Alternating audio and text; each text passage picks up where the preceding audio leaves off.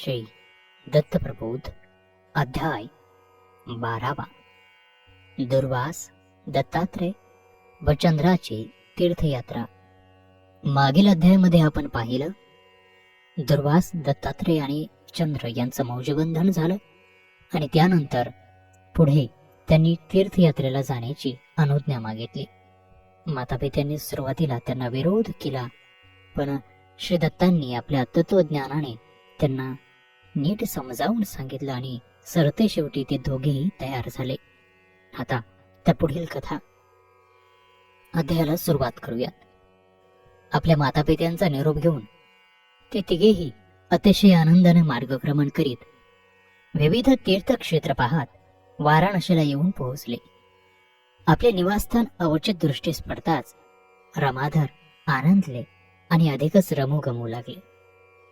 आणि ती महामूर्ती पाहताच गंगा, यमुना आणि सरस्वती प्रगट झाल्या आणि त्या दत्तात्रयांचं स्तवन करू लागल्या. हे स्तुती स्तोत्र ऐकून दत्तात्रयाला परम संतोष वाटला आणि त्यांनी त्या लोकमातांना विचारलं, तुम्ही तर सगळ्या तीर्थांच्या परमपूज्य देवता, मग माझी प्रार्थना कशासाठी करता? तेव्हा त्या म्हणाल्या, आमच्या प्रवाहामध्ये लोकांनी आपल्या पापाचे भारे सोडून स्वतःला पतित पावन करून घेतलं, पण त्या पापाच्या भारानं आमच्या जीवाला ताप होत आहे. कोणी सिद्ध साधक तपस्वी आले आणि त्यांनी आमच्या पात्रात स्नान केलं तरच आमचा ताप कमी होतो. म्हणून म्हणतो, अवधूता, आम्हाला तापमुक्त करा, आम्हाला पापमुक्त करा. त्यावेळी दत्तात्रयांनी तिथं स्नान केलं व सकल तीर्थ पावन झालं. अशा रीतीनं काशी, गया, जगन्नाथ पाहून ती सर्व रामेश्वराला गेली. तेथून पुढे गोकर्ण, महाबळेश्वर, मग शिवकांची, विष्णुकांची आणि सर्व पीठांचं मूळ पीठ जे पंढरी क्षेत्र तिथे येऊन पोहोचली. तेथून दंडकारण्यात आली. ते तर सगळं बीजांचं बीजस्थान. त्याचा महिमा खूप मोठा. साधू संत जनांचं ते निवासस्थान. अशा या अनंत ब्रह्मांडाचं बीज क्षेत्राचं दर्शन होताच श्री दत्तांना आनंदाचं भरत आलं. दत्तात्रयानं आपला अवतार चरित्र दाखवण्यासाठी विभक्त काया प्रकट केल्या आणि काय आश्चर्य, जगत उद्धार करणारा दत्ताराया विटेवर कर ठेवून उभा राहिलेला दिसू लागला. शेषातळे योगासन घालून योगध्यान दाखवू लागला. तेव्हा शंकर विभूती दुर्वासानं अवधूतास विचारलं, या बिंदू तीर्थात कोणता विशेष विनटला आहे ते कृपा करून सांगा. त्यावेळी श्री दत्तांनी निरूपण करण्यास सुरुवात केली. हे 28 खरे मूळ, तयाचा हा खेळ, त्याचा मात्रामेळ आहे 50. हा सर्व विचारांचा विलास. पण त्याचा विशेष असा आहे की जाणत्याला ते सर्व विरळ भासतं. उरलेल्या भागात 2 असतातच. तेच हे सहस्रदळी आसन आणि योगी साधक सिद्धांचं धन, संतांचं गुज. पण सर्वात अलिप्त असा हा बिंदू, त्याचेच हे मी गुणगान गातो. तोच असतो परमानंद, सर्वांना भेदून उरणारा. ही गुज वार्ता ऐकून दुर्वासाला परम संतोष झाला आणि अविनाशात आणि दत्तात त्यानं समसाम्यता पाहिली. जेथे दत्त अविनाशाची भेट झाली तिथे अवघ्या तीर्थकोटी पावन झाल्या. अशा या विविध योग खुणा दाखवीत दत्तात्रय मार्गक्रमण करीत होते. ते पुढे तुळजापूरला आले.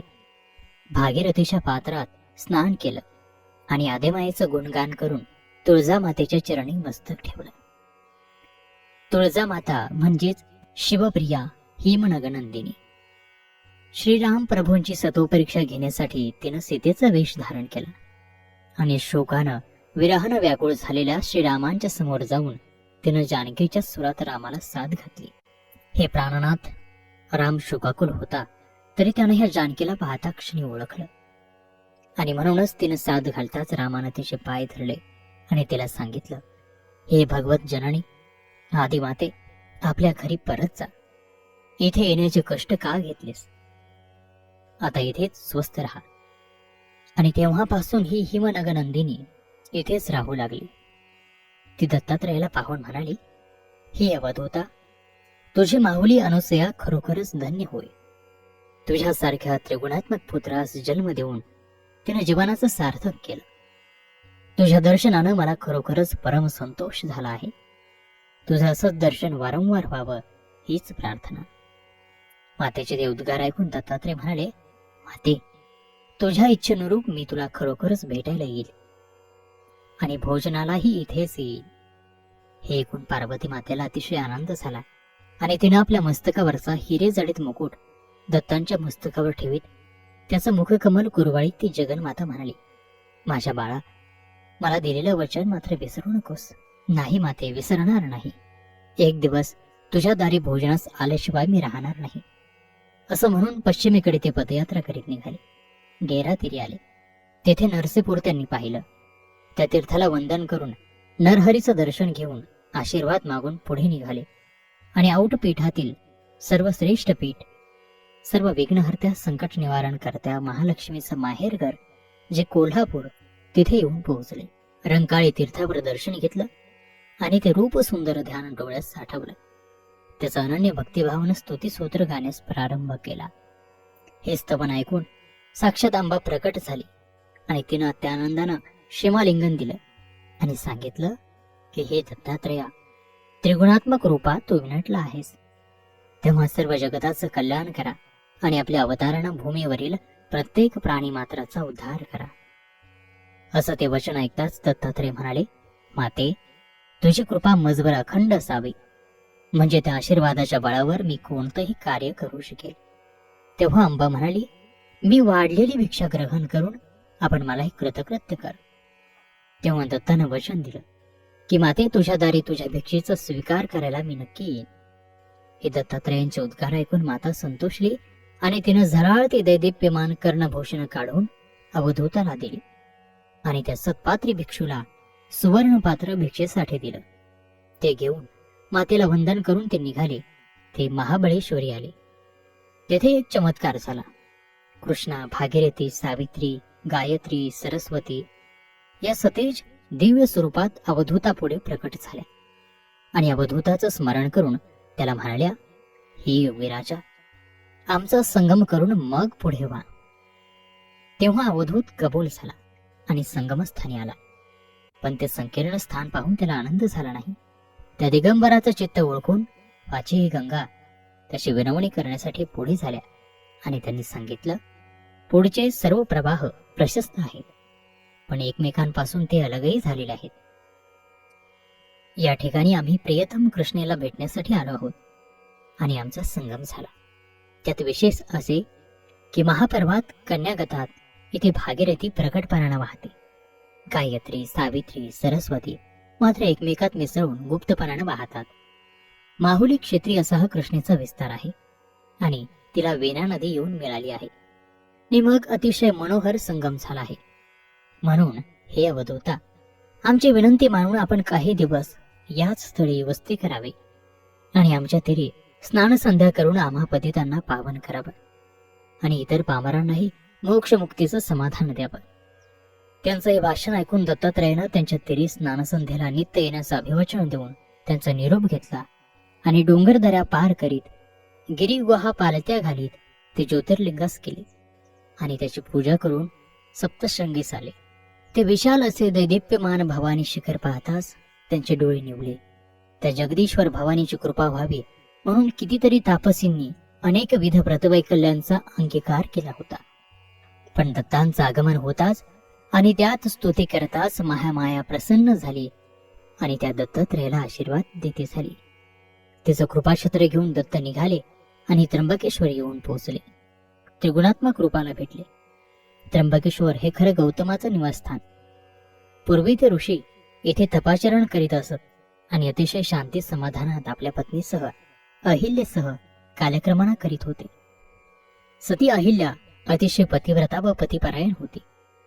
ते तिथे साडी पिकवत असत आणि सर्वांना अन्नदान देऊन तृप्त करीत असत. अशा त्या सच्चिल तापसी माणसाच्या हातून एकदा पाप घडलं, गोहत्येचं. त्याने पिकवलेली साडी खाण्यासाठी एक अतिशय क्रोश झालेली गाय तिथे आली. तिला हाकलण्यासाठी त्याने दगड उचलला, पण तो उचलायच्या हातच तक्रोश गायीनं प्राण सोडले. आपण काहीही न करता हे पाप आपल्या माथी आलं म्हणून ऋषीवर्य अस्वस्थ झाले, कष्टी झाले. पण त्यांनी मनाचा निश्चय केला. अभ्यंग स्नान केलं, संध्या केली आणि ते आश्रमामध्ये आले. आश्रमात हजारो द्विजवर्य भोजनासाठी आली होती यजमानाची ती वाट पाहत होते.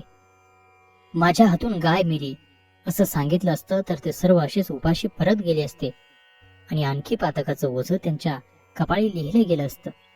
म्हणून कोणालाच न कळवता त्यांनी सुग्रास भोजनाच्या पंक्ती मांडल्या. अतिथींना पाटावर पाचारण केलं.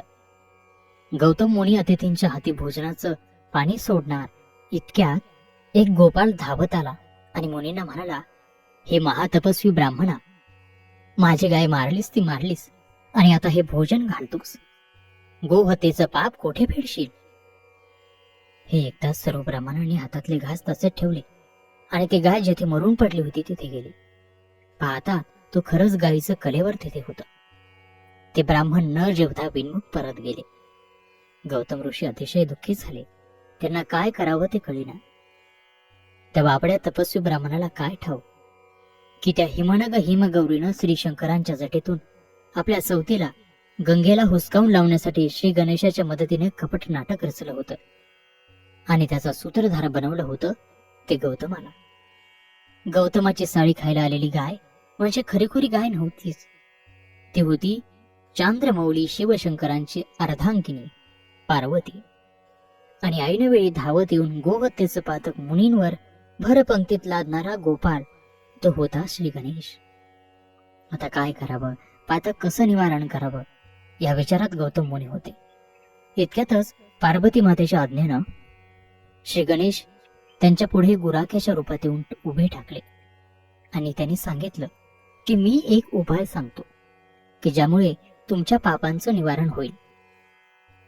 ऋषींना फार आनंद झाला. गणेशानं सांगितलं की श्री शंकराला प्रसन्न करून घेऊन त्याच्या जटेतील गंगेत स्नान केलं तर मात्र तुमचं पातक धुवून जाईल. हा उपाय ऐकताच गौतमाने अतिशय कठोर तपस्येला सुरुवात केली. शिवशंकर प्रसन्न होताच गौतमाने त्यांच्या जटेतील गंगा मागितली आणि घडलेली सारी हकीकत सांगितली. शंकरांनी तात्काळ गंगेला खाली अवतरण्याची आज्ञा केली, पण गंगा उतरेना. शंकरांनी जटा सोडून खाली आपटल्या, पण गंगा खाली पडताच गुप्त झाली. गौतमाने जाऊन प्रार्थना केली, विनवण्या केल्या, आर्जव केली, पूजा बांधली, स्तुती गोत्र गायली, तेव्हा कुठे ती प्रकट झाली. तिच्या पतित पावन प्रवाहात त्यांनी स्नान केलं. तेव्हापासून औदुंबाजवळील ती गंगा प्रसिद्ध झाली व पार्वतीचा गंगेला शंकरापासून दूर करण्याचा डावही यशस्वी झाला.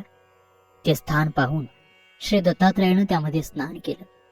इतक्यात तो भाळ पावक भवानी शंकर प्रसन्न झाला आणि त्यानं श्री दत्तात्रयाच्या हाती त्रिशूळ आणि डमरू दिले आणि कमरेत मेखला दिली व सर्व जगताचा उद्धार कर, भूतमात्रला पतित पावन कर असा आशीर्वाद दिला.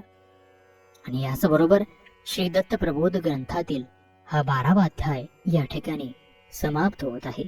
पुढील अध्यायामध्ये आपण या त्रिदेवांचं अखंड भारत भ्रमण पाहणार आहोत.